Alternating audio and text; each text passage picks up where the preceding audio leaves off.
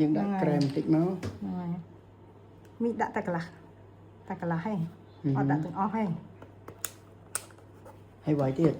វាយវាចូលចិត្តនេះមក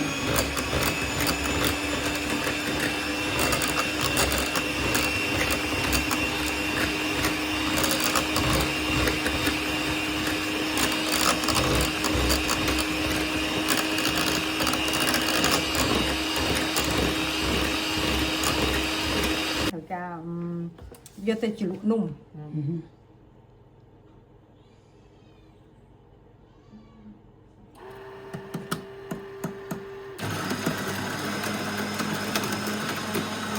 អូយកកាហ្វេទៀត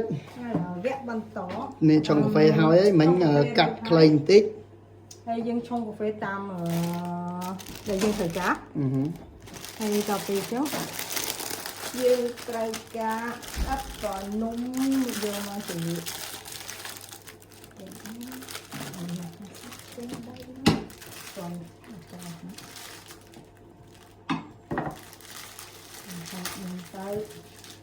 អូយើងនិយាយរួមយកនំនឹងមកជ្រលក់លើកាហ្វេកុំឲ្យវានេះពេកកុំឲ្យជោគពេកចឹងចូលចិត្តមិនចឹងប៉ុន្តែឲ្យទៅឲ្យប៉ែហើយទៅជ្រលក់លើ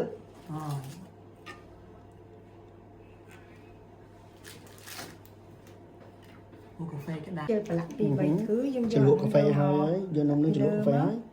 យកនំនឹងមកស្ទាប់ដាក់មកស្ទាប់សិនពីលើ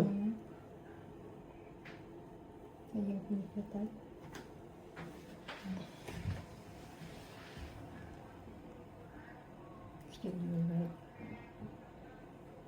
យើងពីទីវាឲ្យមក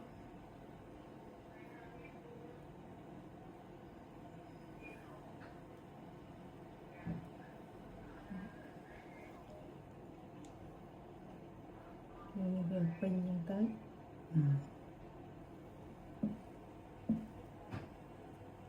ហើយយើងធ្វើមួយជាន់ទៀតទៅមួយជាន់ពីរជាន់តាមហ្នឹងហើយបន្តធ្វើតែរបៀបហ្នឹងរហូតដល់ចប់ជ្រលក់កាហ្វេមួយជាន់ទៀតមកហើយយើងធ្វើអញ្ចឹងរហូតដល់អស់នេះហ្នឹងយើងធ្វើជួនណានំហ្នឹង2ជាន់ទៅជួនណា3ជាន់ទៅដល់ត្រាំហើយរយហើយដល់ពេលចប់ហើយយើងរយកាកាវ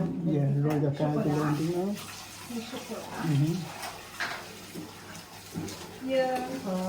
ទៅពីយើងក៏បានយើងប្រើដៃក៏បានប៉ុន្តែយើងជ្រុលធ្វើដៃហើយយើងធ្វើដៃបន្តទៅយើងជ្រួយកាស៊ូកាឡាពីលើមកឲ្យដូចនំជាតិកាហ្វេអញ្ចឹង